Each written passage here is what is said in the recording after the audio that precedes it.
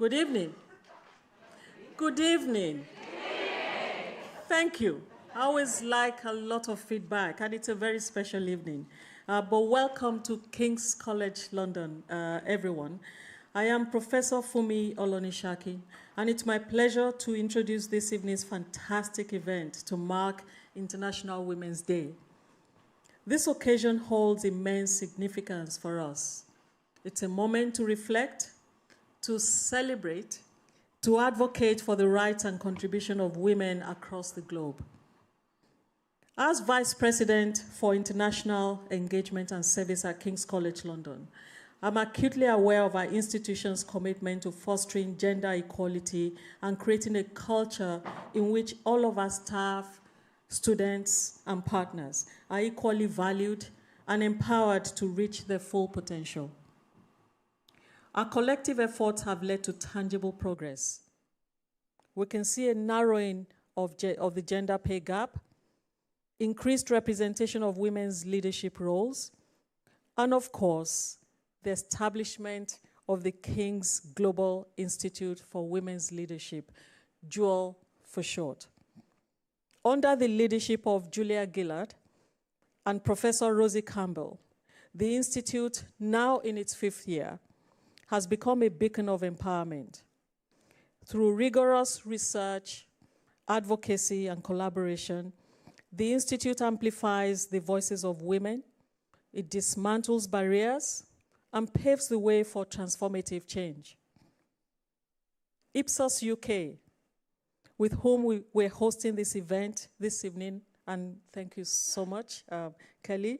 They've been a fantastic partner to GUIL over the years, collaborating with the Institute on previous International Women's Days to produce important new research insights.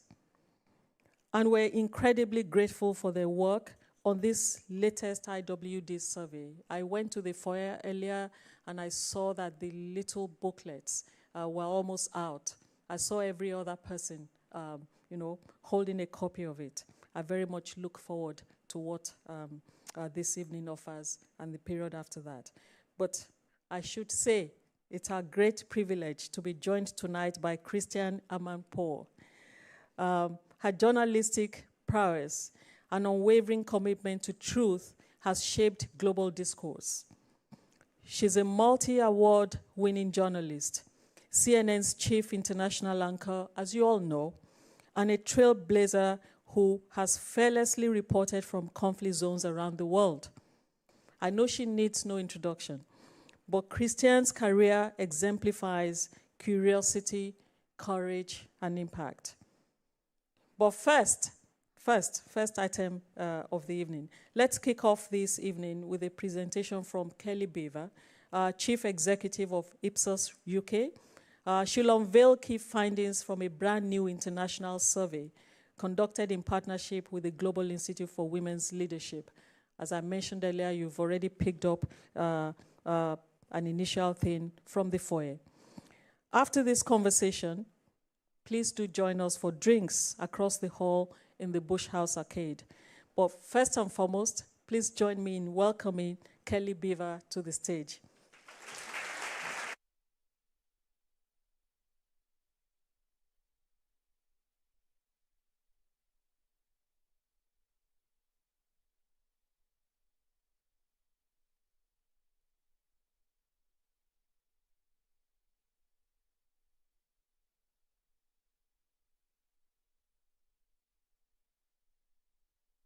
Equality study, which has been conducted again globally. 31 countries, over 24,000 adults have responded to our online survey, and they are between the ages of 18 and 74, and this year we focused on the topic of inclusivity and leadership because, of course, this is one of the key topics that is the focus for International Women's Day. Now, when I came and did this presentation in 2018, I was lamenting a fact. The fact was that at that point in time, in the FTSE 100, now this is not Dave, but at that time, what I did show a photo, I think, of an actual Steve or Dave who did happen to be one of the CEOs of a FTSE 100 company. But there were more Daves and Steves than there were women. And on the S&P 500 in America, they had a similar problem. They had too many Johns. But I'm reliably informed by our good colleagues at Jewel, who I double-checked this with, that we now, at the beginning of the last financial year, we had more women than we did Steves or Daves. I know, it's very exciting, but let's not get too excited. I hear Simon is coming up fast. So there are, of course, some challenges, and we are crossing thresholds. And there are moments where there are little moments of shattering the glass ceiling, which are to be commended, but they are small moments, but meaningful moments. But we have a new friend called Cliff, the glass cliff. And actually, over 2023, we did see a number of political, prominent female leaders who fell foul of Cliff. And just to mention some of them, Finland's Sanna Marin, Scotland's Nicola Sturgeon, New Zealand's Jacinda Ardern, and Moldova's Natalia Gavrilita. They're just a few of the names, but of course, for different reasons, they decided to step back from what was a demanding political role. And if you look to some of the results from Pew, you can see that they are saying that the median tenure now of a female political leader is 2.5 years. But it's not just political leaders who are meeting Cliff. We also have this scenario happening in business. And there have been a number of prominent female business leaders in the UK. Dame Alison Rose from NatWest, we've had some from YouTube, I could go on, where they also have stepped back for various reasons. The glass cliff, which was a very interesting, useful, theoretical concept, is becoming much more prevalent, and you can see it more in our day-to-day as the glass ceiling has started to be shattered in small moments. And this statistic from a Russell Reynolds report, which are a HR talent recruitment firm, the private sector female leaders are 50% more likely to be fired than male leaders, and 3 times as likely to quit or step back for personal reasons. So the glass cliff is real. It's becoming more visible. But what do the public really think of leaders and gender? What do they think about female leaders? Well, we asked them, funny enough. And the good news, and last year, and in the foyer before, I heard complaints that I had no positive messages last year when I delivered this presentation. So I've worked really, really hard this year, as you can tell, to give you a few positive moments. And this is one of them that came through for me. When asked if they have a choice of a male or female political leader, boss, business leader, the public say they've actually no preference. The majority tell us that. 6 in 10 men and 6 in 10 women will say they've no preference from a political leader, whether they're male or female, and no preference from a business leader, whether they're male or female. That's quite a positive finding. And furthermore, when you look at the feedback that we get from people who have experience of working within a context where they have a female or a male boss, and they've had experience of both, and similarly with experience of both political leaders who are female and male, that experience increases the likelihood that they have no preference, because the experience is reinforcing inclusivity and perceptions of inclusivity in leadership. That's a positive finding too. You're welcome. That's 2 in the first 5 minutes. Now, obviously, we also need to look at, from a political leader perspective, what specifically of the types of things you might want a political leader to be focused on and to achieve. Where do people think that men and women are good or better than the other? And again, quite positive, you can see here that male and female political leaders are seen as both equally as good or equally as bad as the other across a whole host of topics that we covered, whether that's respecting the climate, getting the economy back on track. It's a majority who think they're equal if you add those 2 lines together. And on things that matter to the public, some of those items which are more fundamental perhaps to what they see as political leadership and governance, defending national security, getting the economy back on track, and spending taxpayers' money, a majority think that they're equally as good.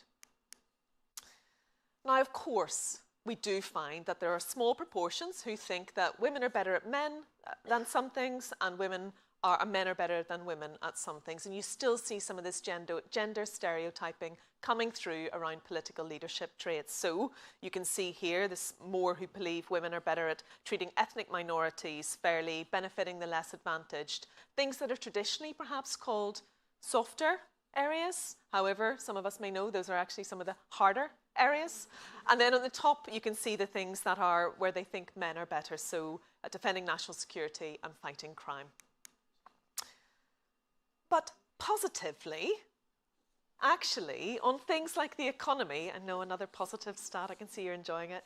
The economy is an area where there's very little difference between people's perceptions about whether male or female politicians are better at getting the economy back on track, and that is really fundamental and very important.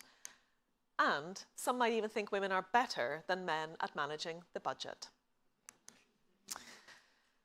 So we've looked a little bit at politics and political leadership. Let's take a moment and think about business leadership. And this, again, I think is quite a positive finding. When we asked about a range of areas where you might want a business leader to be strong, and we asked about whether people thought men were better than women at this, women were better than men, people are equal at doing this. On the two things that probably stand out as absolutely fundamental, making sure the company and the organisation is innovative and making sure it is financially and a successful company, both equally as good is the majority answer. So public perceptions of women and men in leadership roles are actually, they perceive them to be equally as good on most things, both from a business leader perspective, but also even political leadership, even though there's more evidence of gender stereotyping around some of those traits. So what does that mean? What do we see translating from those attitudes into what's happening in the real world? Well, the glass ceiling is still there, and according to the UN, the current pace of change, we're talking about another 140 years before we have business leadership equal. And even though those perceptions are definitely much more positive than negative around equality of perception of women in leadership roles, also another 47 years to achieve representation in national parliaments. So we are still quite some distance in reality. So what can actually be done? So this year, as I said last year, as I think I said the year before, we see male allyship as a critical, absolute predeterminant to gender equality happening. And you can see this coming through in the data again this year, 2/3 of people saying that women won't achieve equality in their countries unless men take action to support women's rights too. But almost paradoxically, we see this data coming through as well, and it's rising. Half think that men are being asked to do too much to support gender equality. And another paradoxical statement, almost half think that we have gone so far in promoting women's equality that we are now discriminating against men. Now, there are differences and nuances beneath those top-line statistics, so just let me talk you through some of them. Firstly, there are real differences between what men and women think. You can see that men are more likely to agree with both of those secondary statements that I just covered. But there are still significant proportions of women who feel the same way. So 4 in 10 women saying things have gone so far that we're now discriminating against men. And when you look at the UK data here specifically, we have seen a 9-point rise in that statement about things going too far in 1 year in the UK. And we are now higher in terms of the proportion of our population that think this than in the US. We have now flipped and we are ahead of the US. And these are measures that are rising. But it's not just the gender differences that we need to be thinking about and concerned about. And if you've seen some of the media coverage around the data that I'm presenting tonight, this is something that stands out because it's almost counterintuitive. We naturally think that the younger generations are increasingly more progressive. But what we're seeing around some of these sentiment statements is that Generation Z, which is the younger generation, are actually more traditional in some of their views. For example, when it comes to giving women equal rights with men, things have gone far enough in my country. Gen Z millennials are more likely to say that than their Gen X and Boomer counterparts.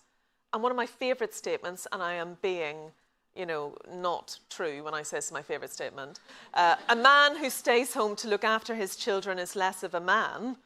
Similarly, we have higher proportions of Gen Z and millennials who state that than Gen X and baby boomers. So there is something very much different about the traditional mindsets around some of these things amongst those generations. But again, a paradox, because we know that they're also more likely to identify as saying that they're feminists. So this is not a straightforward picture. So let's bring the two things together. Let's look at gender and generation data together, because this is the crux of the story. Look at young men. Look at young men and their views on whether or not promoting women's equality means that we're now going so far that we're discriminating against men. 6 in 10 Gen Z men believe that is the case. So there are some significant challenges in the perceptions when you go deeper beneath the surface. Now, what's driving this, what feels to be turbulence in what has been a period of progress, but now some turbulence, some pushback. We saw a little bit of this last year, but that has accelerated and looks to be significant, in particular amongst that younger generation. Well, let's look at how they interact with institutions. And we have a nice data set here which shows you about whether or not people believe that they receive equal treatment. Men are treated equally by these institutions to women. Women are treated equally by them.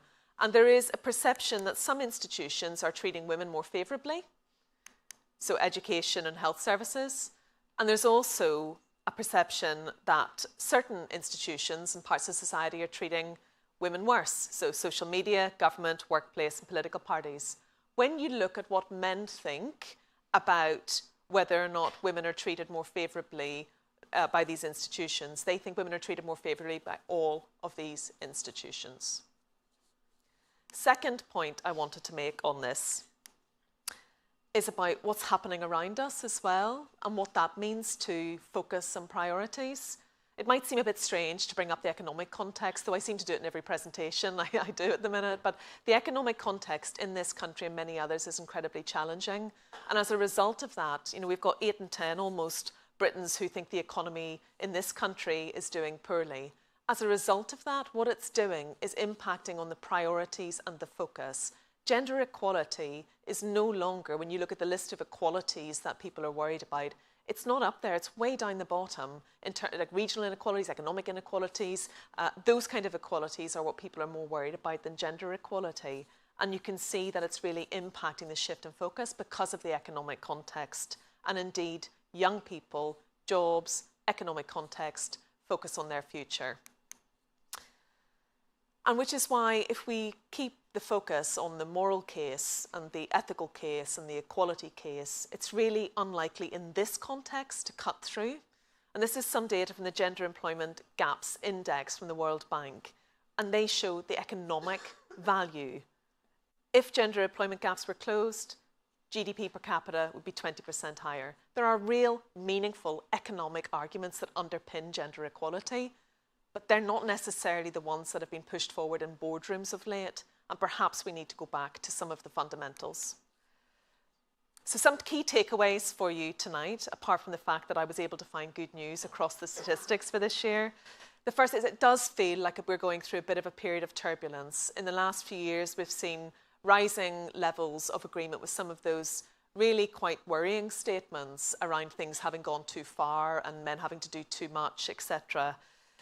But there's positive information in what I've presented you tonight about how actually for the public, the majority they're indifferent to whether their leader in a business or political context is a man or a woman. And their experience of having experienced both actually makes them more positive again. That's a positive, virtuous circle. The second piece is there's real conflicting attitudes amongst the public. I said it's not straightforward. It's not. When you dive into generations and genders and you have a look at more detail at the granular data, it really is much more complex picture, which means there's nuance to be tackled, which brings me to my last point. We need much more nuanced arguments, discussions around gender equality because the economic context is different. much more different than it was 5 years ago, and actually the moral arguments may no longer be enough. Thank you very much.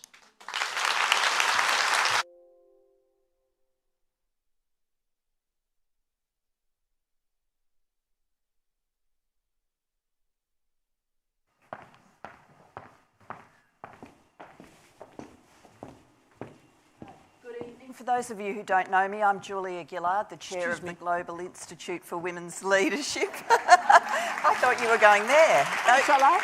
Where would you like? I don't know, I've got it here. Okay, wherever. I don't know. Well, whatever. Well, I'll go there. I can see Prime Minister wants me to sit here. Well, I just thought, under your name, under your name. Under my name, sorry. Thank you so much to Kelly for that incredible opening. You have an amazing gift for getting statistics and drawing the information and truth out of them and then explaining it really simply, which is unbelievable. So thank you for taking us through that. We're going to return to those statistics a little later on, but in this section of tonight, what I'm going to do is have a conversation with my moving friend here, Christiane Amanpour, who was introduced to you earlier, needs little introduction, is obviously one of the world's leading broadcasters. And Christiane, I want to start this conversation at the very beginning because it's a very good place to start. That's, I'm not going to break into song, let me assure you. You were born in West London, the daughter of an Iranian Muslim, your father, Mohammed, and a British Catholic, your mother, Patricia. You spent your early years until the age of 11 in Tehran and then came back to the UK to boarding school. So can you tell us a little bit about that family life and those influences on you? Was your parents' marriage controversial in their families? Was going to Iran when you were so young viewed as controversial by your British family? And what did you think of the food when you got to boarding school? Well, that's easy. I hated it. In fact, I cried a lot because of the food and the very, very strict. But can I just say, I mean, seriously, Kelly and you, but Kelly, you should take this show on the road. I mean, I've never heard data being presented so humorously and effectively, and that is really the trick to actually telling people what's going on and to trying to achieve number 3 that you were trying to do. So I do think that. And can I also say for everybody that it is too weird for me to be interviewed by Julia Gillard, who I used to interview when she was Prime Minister, occasionally when you agreed. And who is perhaps the single best living example of on your feet, off the cuff feminism that anybody has ever seen. You've all seen that. You've all seen that speech. So how does it feel to still be clapped for that? It's very, very nice, and thank you to But now I'll answer your question. But now, yes, I've somehow lost control. Yeah. Now, answer the question. I'll answer the question. And this is why women are good. Okay, so yes, my mother, as a very young woman, and my sister's sitting here and she knows the story very well, they would regale us with this story. As a very young woman, her father had Iranian colleagues. Therefore, my grandfather had these Iranian colleagues. They were in insurance and this and that. And these colleagues once came over to England for whatever reason, and they bought a brand new, I was told, Mercedes car. And they needed to have this Mercedes car driven over to Iran. So nobody would do it except for my mother. English, I think 21 years old, never really been very far from home. And she drove this family at 21, so that must be in 1956 or something like that, 55, all the way from London, all the way around the bottom of France and Europe and towards Beirut and this and that, Turkey and into Tehran, which is where she met my father, at a party. He was a confirmed bachelor and about 19 years older than her. I would say a swinging bachelor, I think. And he decided that my mother was the most beautiful, fabulous person he'd ever seen and wanted to get married. So essentially, he arranged for other parties to be held and her to be invited. She was this lovely young English rose in the middle of this Iranian society. And then he followed her back to England, asked my grandfather for her hand in marriage, and his response was, aren't you closer to my age than my daughter's age? So, but then, but it happened. So that's the answer to living and how I ended up living and growing up in Iran, and how I lived with or in a multi-ethnic, multicultural, multi-religious, multi-denominational environment that, frankly, now in retrospect, I think, put me on the road to the kind of coverage that I do. Because they taught me everything about acceptance, about diversity, about the story of the other, about there's no such thing as a stranger. If you're foreign, you're just from another place. You're not weird. And living in England in various boarding schools. My home was always in Iran until the revolution. And so I feel that I grew up in both cultures, but home was always in Iran. And I can't really go home now, which is the plight of many refugees and political migrants, but I still cover it. And when was the first time that you thought to yourself, boys and girls get treated differently? And did that strike you differently when you were in Iran compared with when you were in the UK? So I might afterwards ask my sister if she remembers this, but I do not recall that as a child.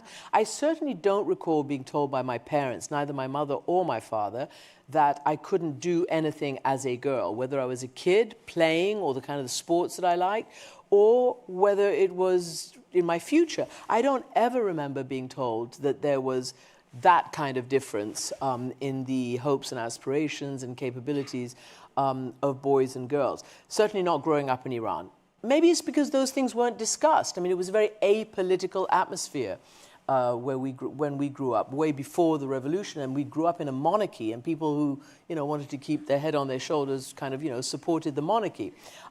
So it was really only as I grew older that it became clear that some tried to suggest that, and I'm being very weird about it because I obviously never thought that I was limited in any gender way, which is why I am where I am, because I never apologized or asked, I just did it.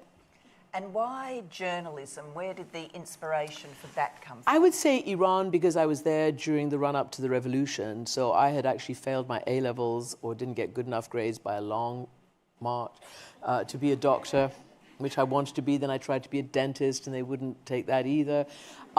So I was kind of in the wilderness, actually, in the educational wilderness for a while, wondering what to do with my future. And as it happened, it was during the whole year run-up to the revolution that I was able to spend quite a lot of time in Iran witnessing this and trying to figure it out and trying to figure out the images, the politics, what it would mean for us, for the country, and what I thought of it. And that then coalesced into, wow, wouldn't this be an interesting thing to do? Tell the stories of this, because I'd been watching journalism and journalists talk about it, especially when I came out and was able to see it from the UK side. And I thought, well, this is, and the pictures, obviously, which explains television and explains journalism. And then on top of that layer, we too heard of, saw people like Barbara Walters, the big international news stars. And I don't really mean just her celebrity interviews, but I remember to this day, in 1979, which was the year of the Islamic Revolution, so it was the year I was doing my exploration, she had had an exclusive interview with the president of Egypt, Anwar Sadat, and a joint interview with the Prime Minister of Israel, Menachem Begin, when they had signed the Camp David Accords and brought the first Israeli-Arab peace treaty to bear. And I found that extraordinary, just extraordinary. And so I wanted to do that. And so I went to college in the US and then joined CNN at the very bottom and worked my way up. It's a wonderful story about the power of that kind of role modelling, though, isn't it? Really. And it was a woman. And it was a woman, absolutely. And she actually became a bit of a mentor. People ask me who are my mentors, and more and more I think that Barbara Walters was. She really was. She took an interest. I think she saw, and I'm saying this, I don't know whether, do you all know Barbara Walters?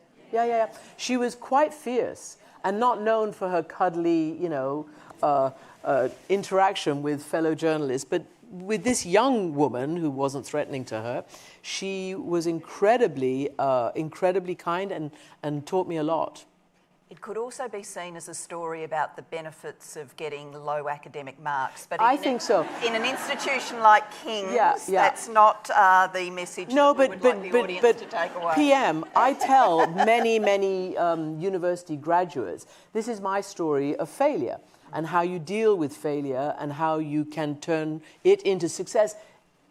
Or not it, but you can find success. It can be your route into the world. That I actually honestly think that everybody needs a little failure in order to, season themselves and then really focus and concentrate their minds on what they actually want to do. I mean, I'm really not advising failing your exams, but it's an option.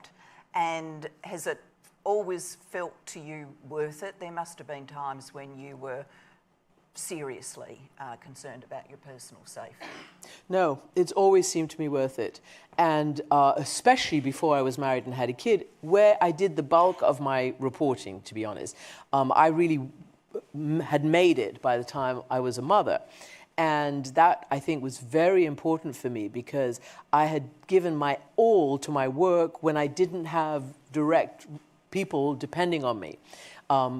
And that was a level of freedom that allowed me to do this work, as we say in the vernacular, balls to the wall, without worrying. We're going to need to rework that, I think. Without necessarily worrying about being told to stay home by a husband or a kid.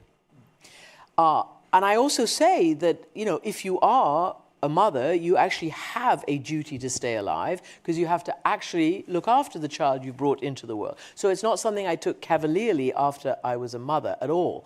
And actually it was much harder for me because I miss my child. And here also in the audience is Lan Tu, and she is an official at this university. And our kids were in the same play group, and we have the same issues about what it was like to, bring up children and be working mothers, no matter what you do, whether you're in finance, whether you're in academia, whether you're in the arts, whether you're in journalism. It's difficult. I mean, it's really, really difficult. You just have to struggle all the time. And I do think most mothers do struggle, no matter how much help you have, no matter how privileged you are, or if you don't have that. Either way, you struggle with the feelings. Some struggle much more with the material, problems, and everybody struggles with the feelings. In the time you've been in journalism, I mean, the whole industry has changed, how people get their information has changed, the echo chambers, the way that's come and fed through into partisanship, this sort of cycle of venom that there is now in our media reporting and social media.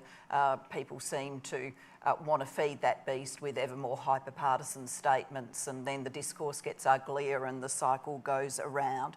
You've seen that from the inside of the media. How do you think about it, and what can we do about it? I mean, do you think we're in a bad place in terms of the flow of information? I do think we're in a bad place, and the reason why I think we're in a bad place is because, I and my colleagues have this is our struggle, our fight, our mission, is to seek the truth, the truth. And some of us have put our lives on the line. Many of us have been wounded and killed for this particular mission, to seek the truth and to tell everybody where the facts lead, where the evidence leads, what our eyewitness reports. It's all about seeking the truth and the facts, the empirical, objective facts.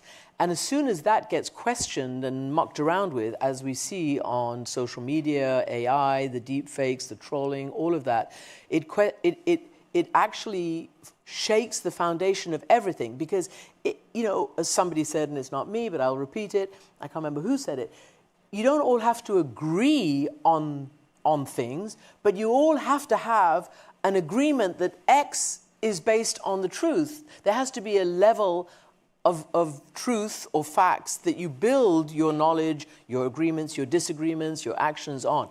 If that foundation doesn't exist, then it's really hard to see how, and I think for politicians it's equally awful as for anybody else. So it's very difficult to say what is the solution, because now they are overtaking our ability to keep up. So legacy media, what we call mainstream media, whatever you want to call it, is on the back foot, I think, right now, because there's just so much more. It's just so much exponentially increased the amount of information, false or not, that's out there.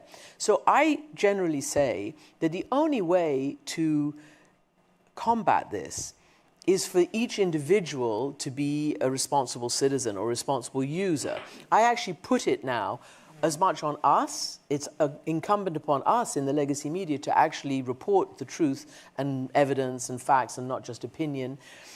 But it's also incumbent on each and everybody to go to what I might call the good housekeeping seal of approval, whether it's the BBC, the FT, any number of legacy media here, Reuters, AP, CNN, the New York Times, and endless really historical and credible media organizations to actually learn what's going on. It's not good enough to say that I have my opinion and that's my truth from some weird clip on TikTok or X or Instagram. I think all of that is part of the discourse, but it's not necessarily the place to, where truth is found. And how does it shape your job, though? I mean, do you find you end up needing to broadcast content because something's got alive on social media and it needs to be rebutted? You don't do the back and forth discourse? No, I don't. Dave Chappelle, who's a comedian, he once said that Twitter is not a real place.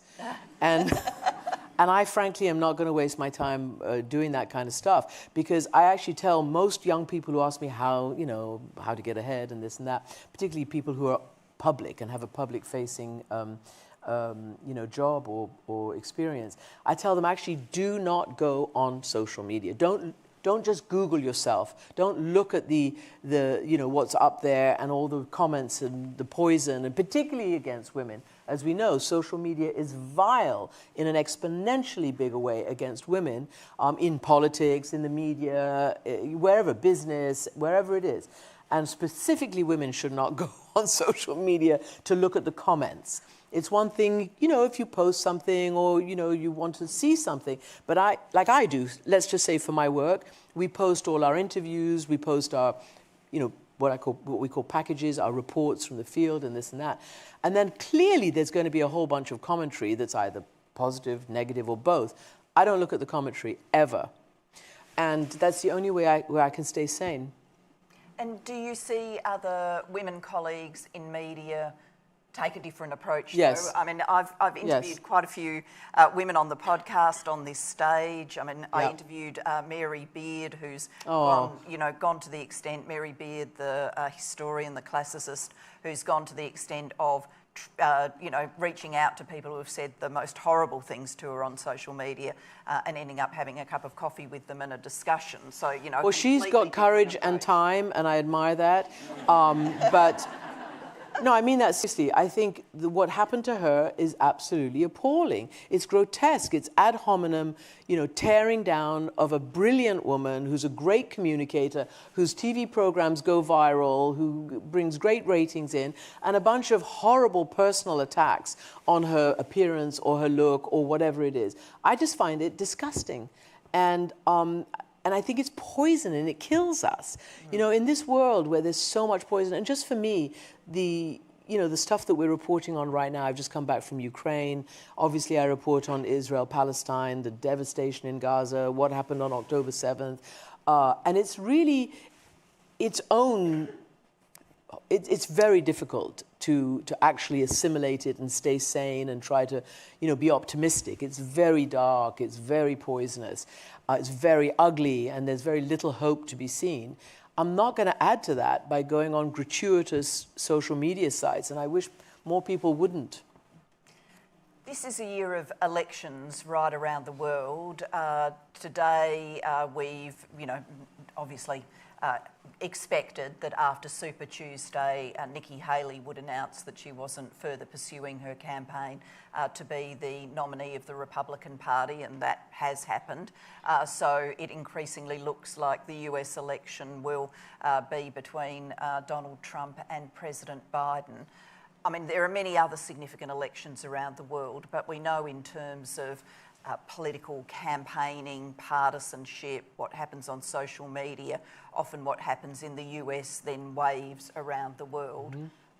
What are you expecting? Are you expecting this to be the, first AI deepfake driven election?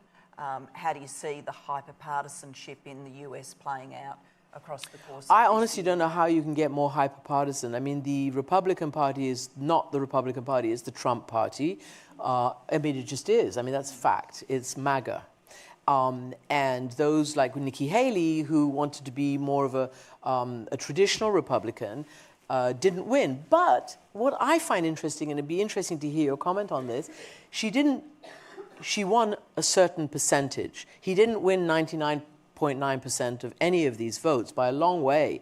And she's obviously going to keep her voters, keep her delegates, and decide, I assume, where she's going to advise them to vote. I mean, she hasn't said that she will support the Republican nominee. She's spoken very against Trump.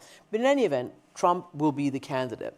So there will be a lot of deep fakery. As right now, if you go on, again, on the dreaded online, you will see pictures of Donald Trump, for instance, surrounded on a stoop by a group of young black youth in America, as if they were his buddies or he was sitting down to talk to them or whatever. And it's a fake.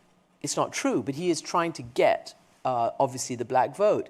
And similar with, not similar, but Biden has had deep fake voices, his exact voice, because in America they have robocalls where the president or the candidates make a recording, they call into, to wherever, your homes or on televisions, and they give, campaign speeches. And in this case, it was during the New Hampshire primary, and his robo voice allegedly told Democrats not to vote, and but it was fake, it wasn't his voice. So there's a lot of this that's happening now and will happen. And by the same token, both campaigns are trying to use deep fake in a way, or rather AI, in a way that will help them. So both are trying, but then there's the external interferers who will create basic fakes.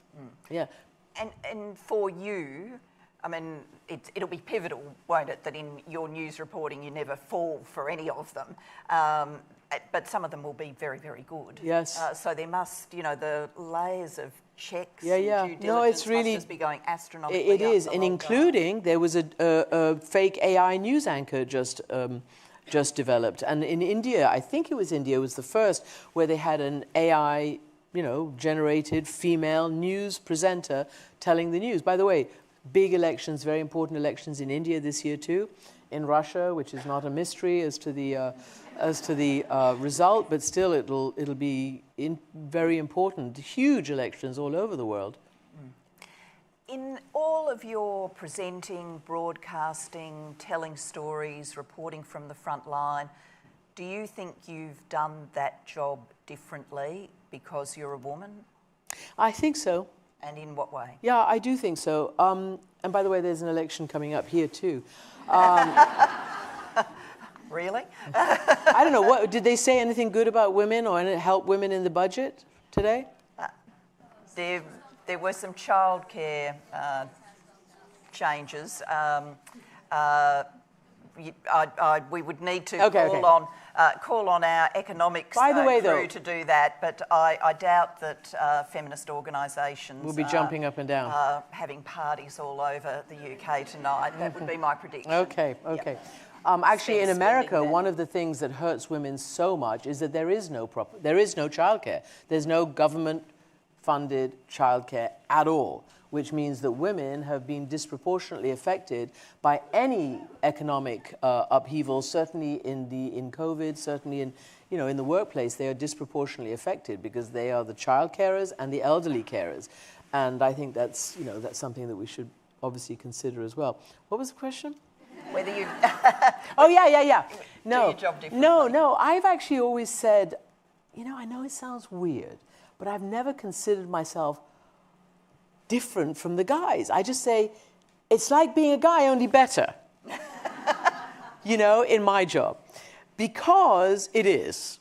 And even though I think my generation, I came along when there were in fact, very, very few women on the front line, that's for sure.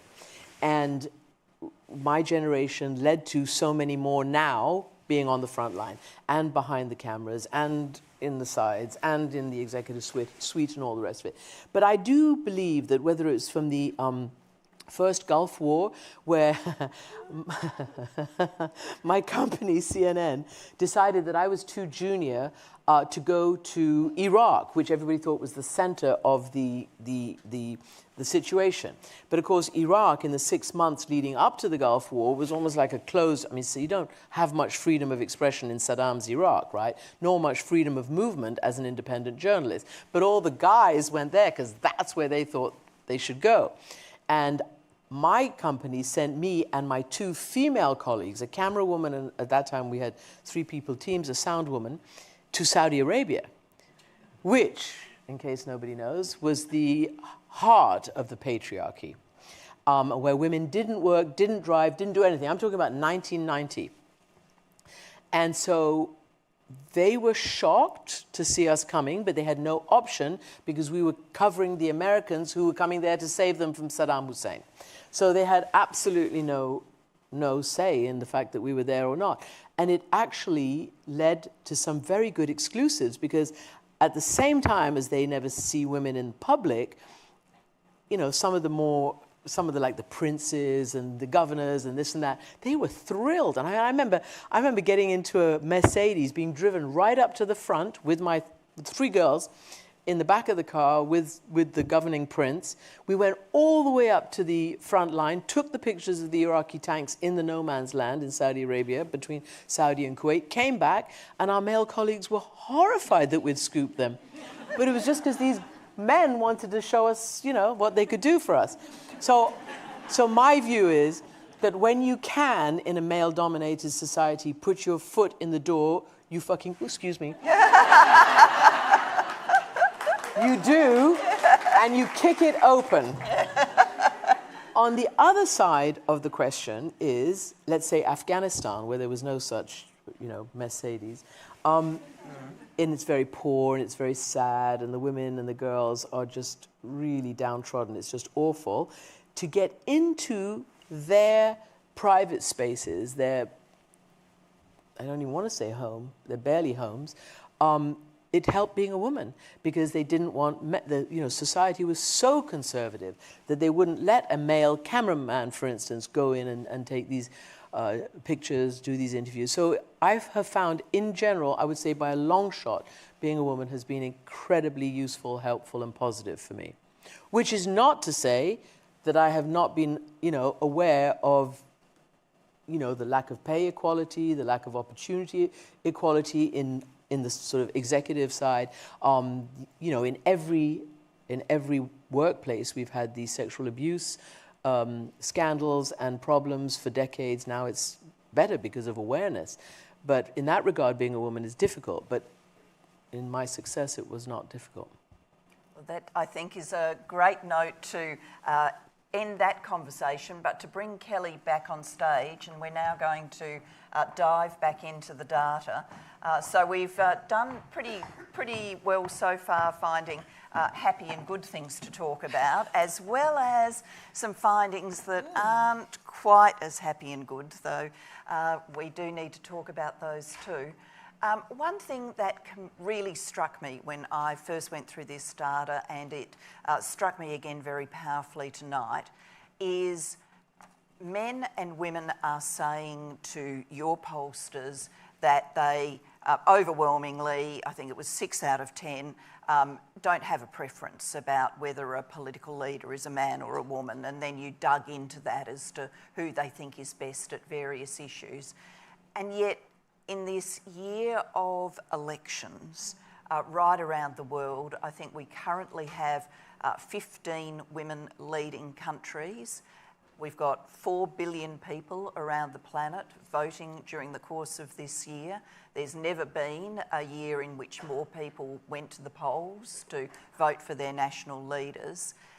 And yet we know already, don't we, that we're not going to come out of this year with that statistic increased. When you look at the big contests, they're male on male political battles. You know, what explains that gap? That it's not voters. Voters aren't obviously sitting there going, I'd only vote for a man, and then political parties reading that polling going, well, we'd be mad not to put a man as the premier candidate. That's not what's going on. So what do you think explains that? I'll start with Kelly and then come to Christiane. There's so many other things. So the attitudes are, I think, quite positive from the public. We saw that.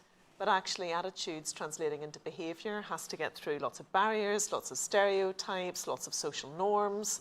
And I think that's where we're coming a cropper a little bit. And that for me, when you look at some of the data, you can't see all of that bit coming through. But everything from who's putting themselves forward for these roles, or the people that are able to put themselves forward for these roles. You've got systemic issues around childcare, care burdens, etc.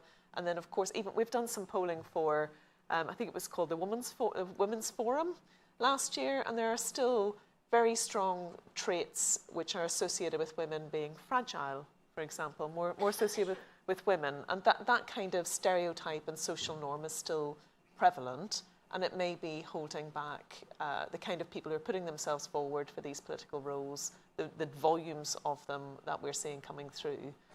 Because from the public's perspective, we're open. I wonder, I'd be interested in your comment on this.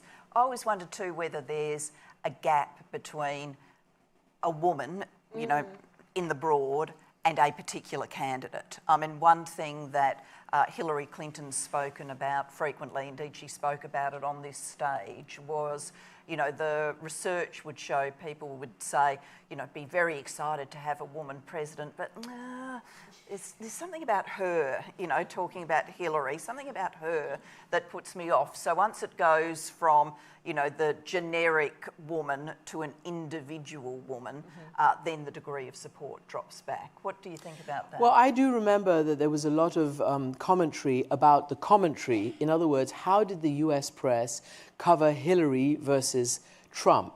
And there was a lot of misogyny, a lot of, you know, very, very double standard questioning and presenting by male anchors and male journalists, mostly on television, when they would interview Hillary compared to Donald Trump. I'm talking about the 2016 campaign. And I think that's absolutely true, and I think that that's a problem with many women. Look, I interviewed Jacinda Ardern just as she became Prime Minister. She had just won. But it was about, do you remember that interview that she had with a male anchor who questioned whether she was, you know, should she be staying at home and trying to raise a family, essentially, instead of doing this lark, this leadership lark, essentially, is what it was. And I'm sure you've had this too. Every woman who runs for office, and we're just talking politics now, is questioned in a very inappropriate way by male anchors. And I would also say this: instead of talking to women about substance, whether it's, you know, security, whether it's immigration, whether it's the economy, whatever, they always talk about the personal.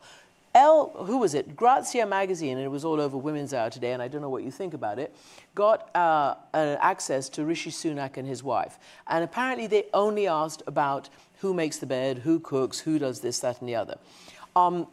So it's just a weird way of engaging the public and treating women seriously in a public, as opposed to putting them in the woman's basket. It's very, very strange. And what I loved about what you said about you know, your thing up there, that if there was gender equity and pay equity, you would have 20% added to GDP.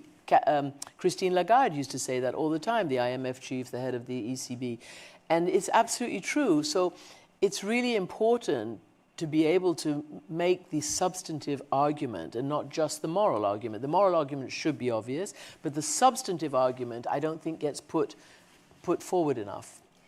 When Kelly did her wonderful presentation, we were sitting together here in the front row, and I did hear your sharp intake of breath when she did the slides about the generational splits, and particularly some of the very concerning attitudes amongst young men. What's going on? I find it very difficult and very difficult to understand, but you can see the results. I mean, look, populism is often fueled by the perception that we women have had enough. That we've got enough. Right? And that the men are being squeezed out of whatever it might be, or, as it said, discriminated against. And that is what has led to a lot of populist leaders being elected. Donald Trump is one of them. He got the vote of a lot of women back in 2016 who believed that their sons, for instance, or their brothers, their sons mostly, were going to be hard done by this wave of attempted equality with women. So there is a lot, I think, to be done. I mean, this is for different polls, but we need to figure out what's going on with men much more than we do. Your point on populism, though, so this is something that we saw. So from our wider work looking at populism and also looking at where the elections are happening, you can see some very worrying data coming through where we've got majorities who are agreeing to some sentiments that we use to help us measure whether there's rising populism sentiment in particular countries. And so it is interesting that in the UK we saw a 9-point leap in that particular data point I spoke to about whether things have gone far enough. And we're also seeing, as you would do in periods of complexity, when the public are feeling very strained, there's a lot going on, they look for, clarity, sometimes black and white responses, which are the kind of black and white responses that you hear from populist leaders. And we've seen a rise in populist sentiment and a significant rise in that statement for young men, but for the population. And not just that, young men are in a dangerous place right now. The leading cause of death among young men is suicide, and that is just an unbelievable statistic. And I think we also need to inquire about what's happening in young men's lives. I really do. I don't really understand if young women think that things have gone too far, but I don't really understand that. I think that's kind of weird. Or maybe they are benefiting and living the dream, which is what you have blazed and people before and etc. Maybe that's it. But 47% thinking that it's gone far enough is weird. Yeah, I actually wonder with young women, I mean, the other polling data sets tell us that the generation of young women are actually much more progressive than young men when you ask them about voting attitudes and causes, their attitudes to gender equality, inequality, climate change, those sorts of things. They're much more progressive.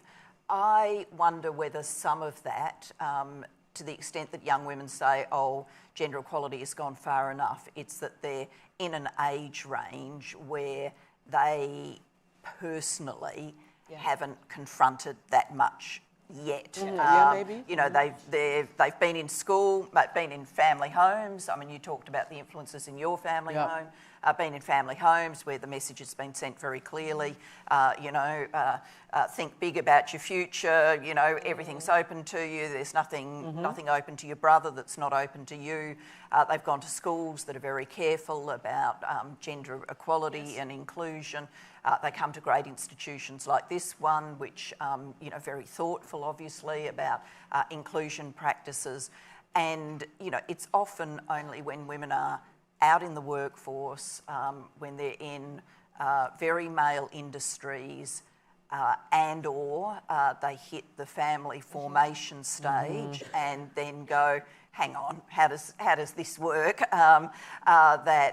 This is all on me and I'm not getting the accommodations I need at work and I'm not going to be promoted the way men are going to be promoted, that the sort of penny drops that there's still these things in the world. I think that life stage effect could definitely be impacting. We will only know when they reach that life stage whether some of those perceptions and attitudes actually change.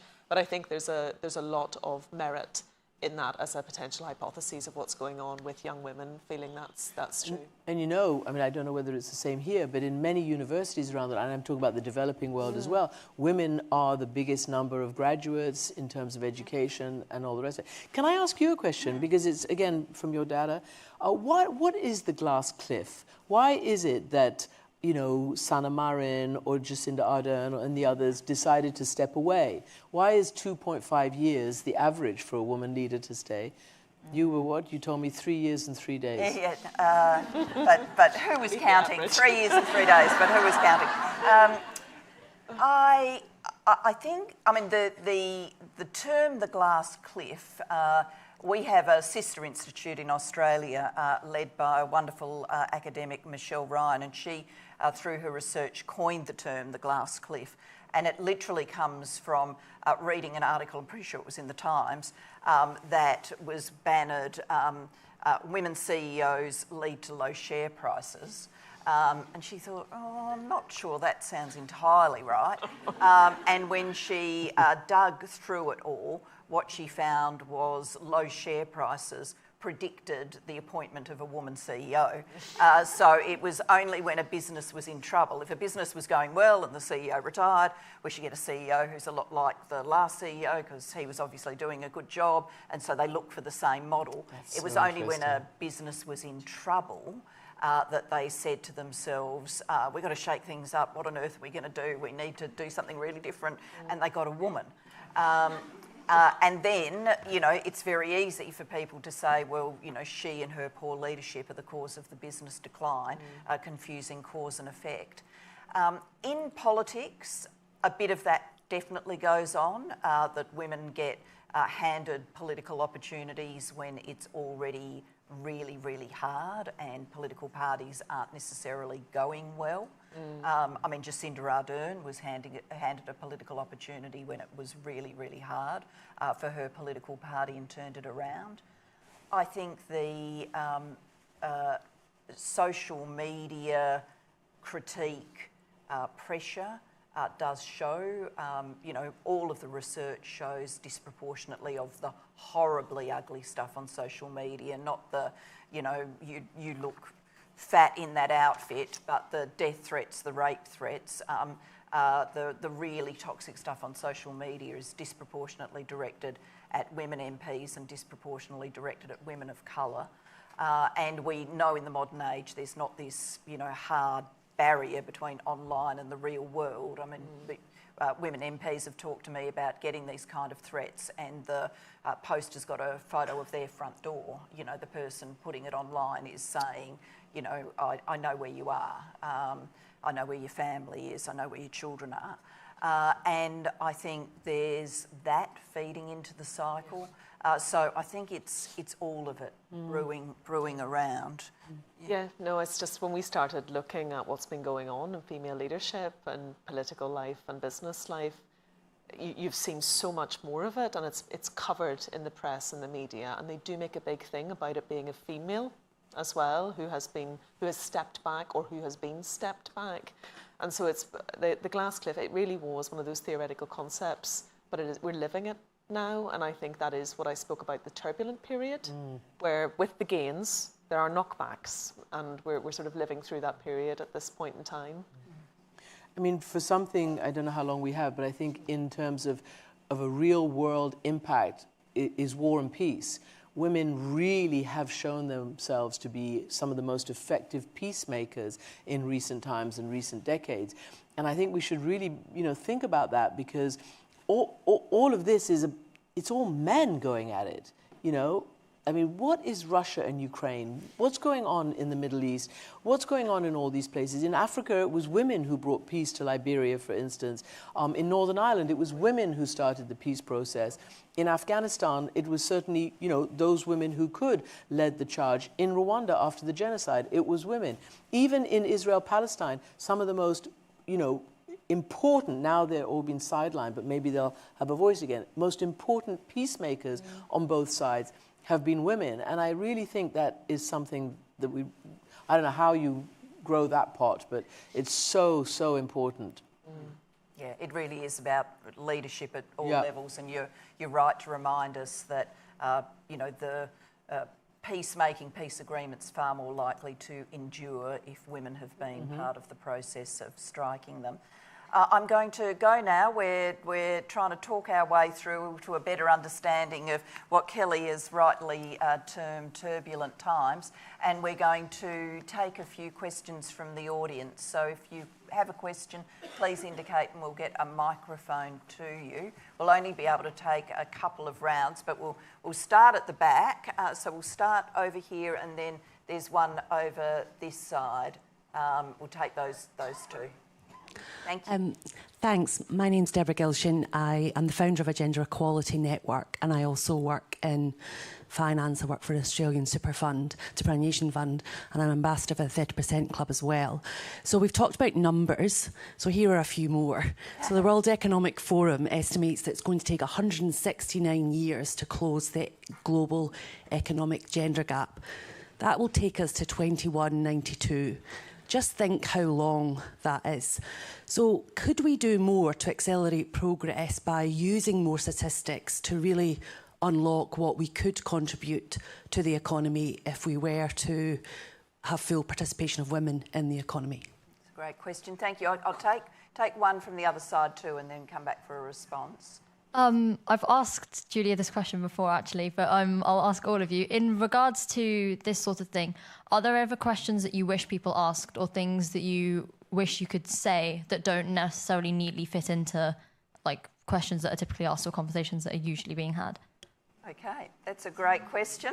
I think, Kelly, your narrative point at the end was it's going to be the effectively, it's the what's in it for me thing, isn't it? What could be in it for everybody is a 20% per capita GDP growth. That is, but I think part of the challenge is the nuance of the messaging that's happening at the minute around gender equality. In boardrooms up and down this country, people are making decisions around their companies in a time of quite difficult economic strain, and they're not putting gender equality at the top of that agenda.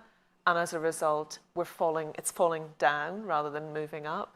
And I think they're struggling to make the justifications. And I've been in, boardroom settings with lots of other chief executives where we're talking about, equal pay and how we make sure that we also not just do equal pay, but how we give men and women the exact same rights around things like paternity leave.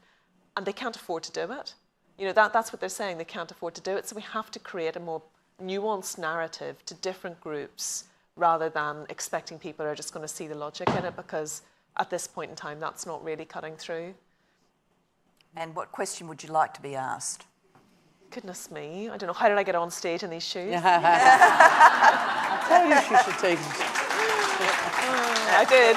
That's unanswerable, almost unanswerable. Christiane, on the economy, or a question you'd like to be asked? I'm not great on the economy, but I guess one thing I just generally and genuinely don't understand is why data doesn't get through. For instance, the 20% GDP pay equity thing. For instance, why doesn't it get through to the general public that if you actually do approach climate change, you increase the economy rather than decrease the economy? I guess what I don't understand is why all the progressive and good things for people and for humanity don't get taken as seriously as those who don't want to do it for whatever reason. It's a priority challenge that we're facing with the public at the minute, actually, because when we look at big concerns like climate change, gender equality should be a big concern. They're so focused on the here and now, putting food on the table, the impact of inflation on their households. Those issues feel further away. And so it's created a real focus challenge. Yeah. So that's our politicians' issues, because those things are what would put food on the table. And it's not a difficult sell. I don't think it's a difficult sell. If you said, wow, you guys are going to be richer if we do this. And I find it really, really bizarre that this world, we people, the unbelievable creative giant brains that exist in this world, have the answers, but somehow can't sell them. And all the negativity gets sold, so that we're, constantly barreling down the road, which hurts us economically, socially, politically, climate-wise, in every other way. That's the thing that In all these years of being a journalist, I still haven't understood. Sometimes you need governments to do things that are politically unpopular with Right. the public. No, but I'm saying, why are they unpopular?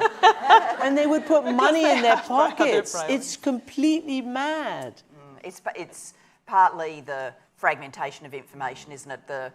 It's easier to generate. It's always been easier to generate fear. That's right. Over hope That's and the political point. campaigning, but it's the point. much easier now because the social media tools really Exactly. enable the selling of fear. And I think there's the economic, can we afford it? It's retreated down many corporate agendas, but there's a very orchestrated backlash too. I mean, diversity, equity, inclusion are becoming very difficult words for corporations in the US. People are litigating.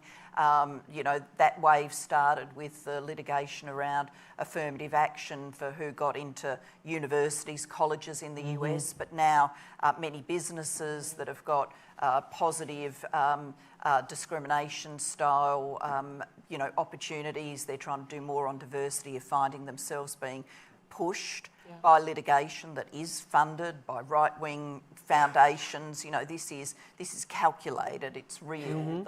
It's not just organically happening.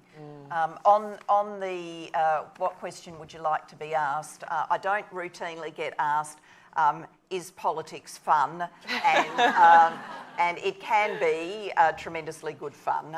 You get to forge some amazing relationships with people in a common cause to do big things, and you can have plenty of laughs along the way. So politics being fun.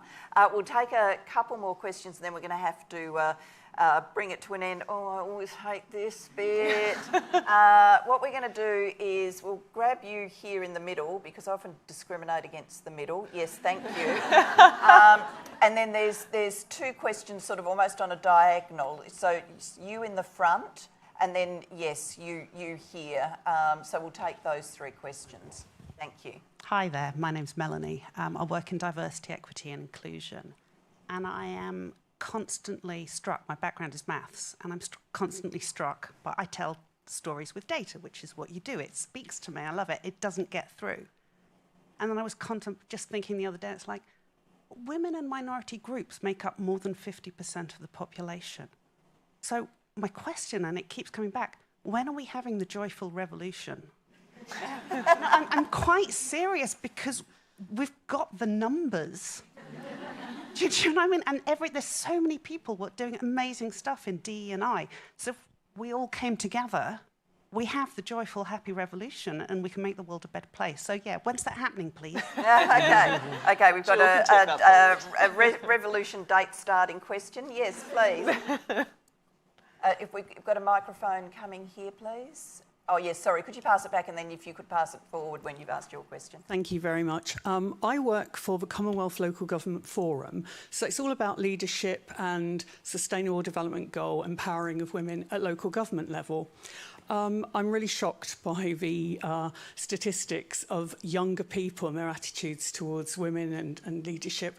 We've talked about women in leadership positions, but what really worries me is we've got so much potential, so many women who are facing barriers and don't even stand for these positions. What I'd like to ask you is, if you could have your wish list, if you could instruct countries around the world to do certain things to encourage more women to get involved in politics, to get involved in leadership roles, what would they be? Would it be education? Would it be legislation? So if you could really just write your own list, what would it be? Thank you. Okay.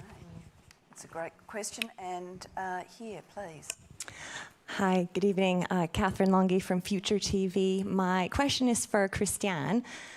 Of everything you've seen in the world, of everything you've seen, what makes you optimistic for the future?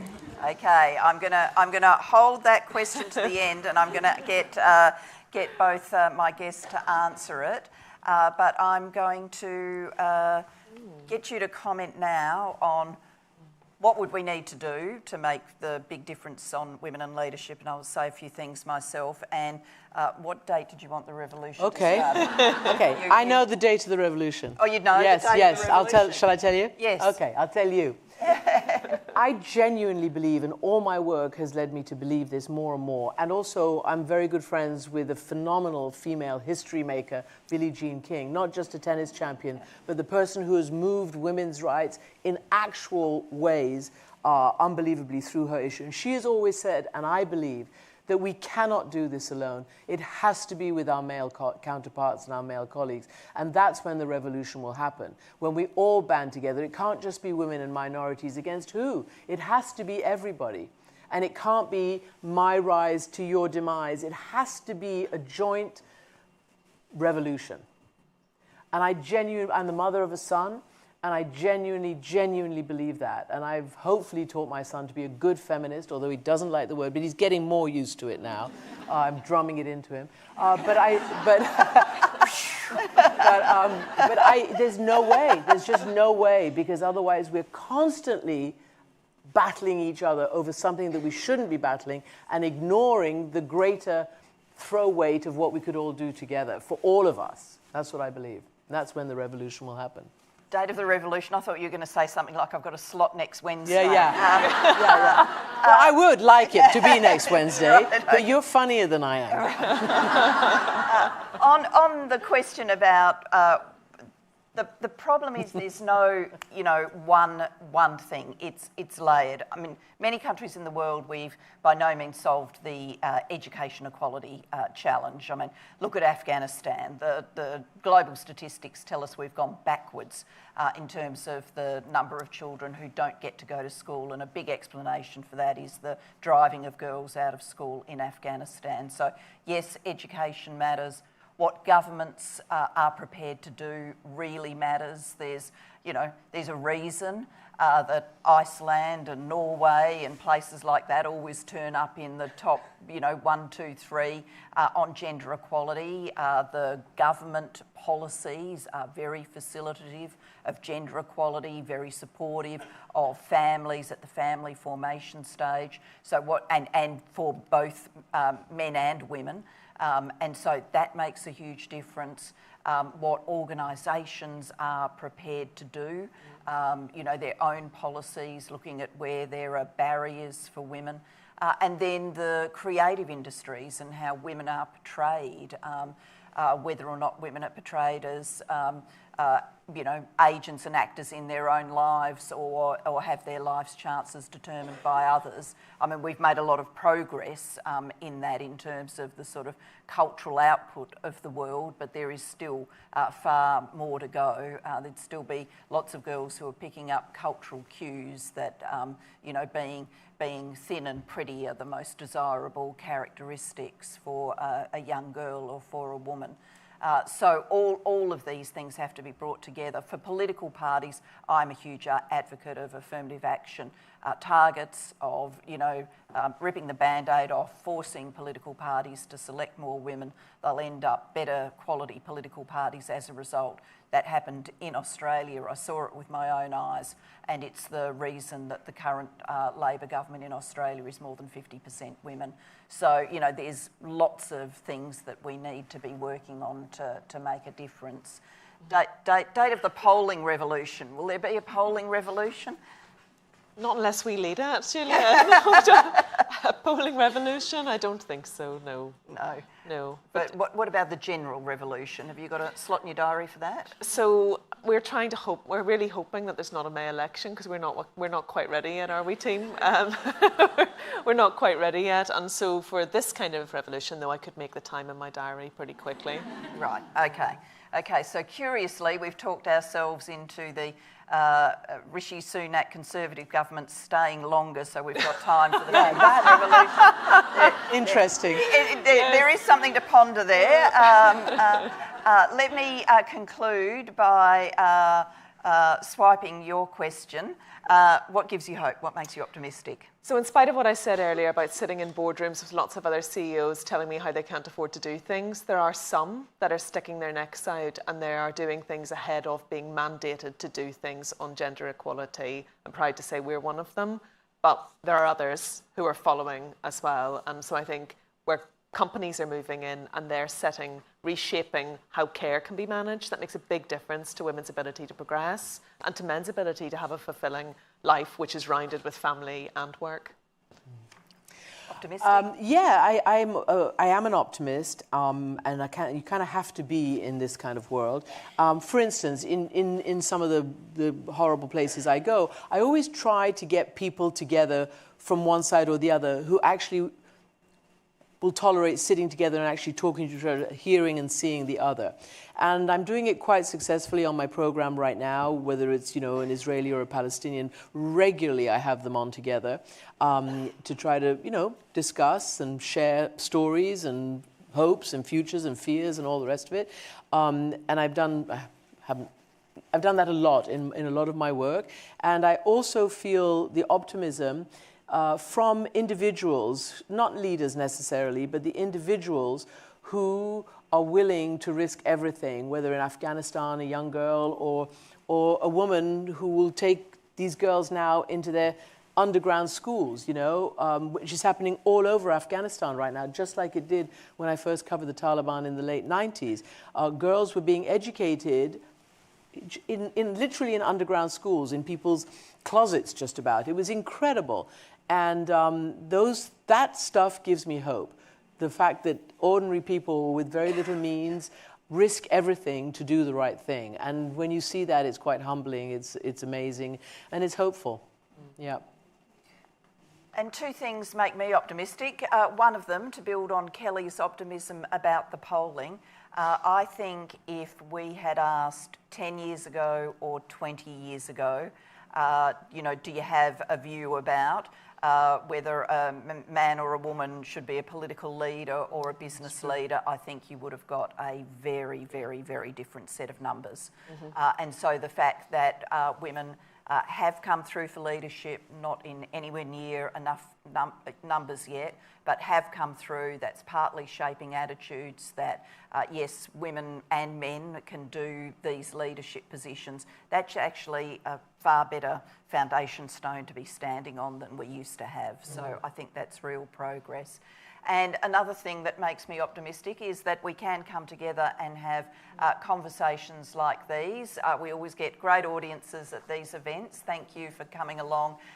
You know, it's not exactly a balmy spring night out there, so thank you for coming along, and I always enjoy the sense of concentration that people have, but also the great sense of, you know, sort of dialogue and acceptance in the room. They're always very open conversations, plenty of things to learn. So that gives me a lot of hope. Where a lot of the world spends its time shouting at each other, I feel like we've got the ability to think and shape and to talk about ideas. So thank you for your playing your part in that. And could you join with me in thanking Kelly and her incredible polling team at Ipsos and Christiane Amanpour.